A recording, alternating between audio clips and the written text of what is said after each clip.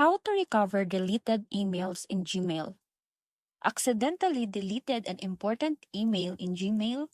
Here's how to recover it quickly. First, open Gmail and go to the left-hand menu, scroll down and tap on Trash or Bin, depending on your region.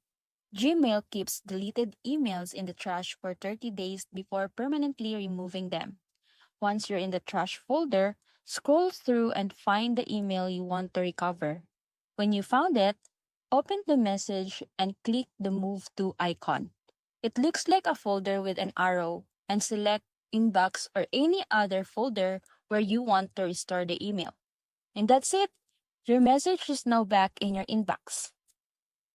If the email has already been deleted permanently or it's been over 30 days, unfortunately, you won't be able to recover it unless you're using a business or school account with admin tools. So act fast if you want it back.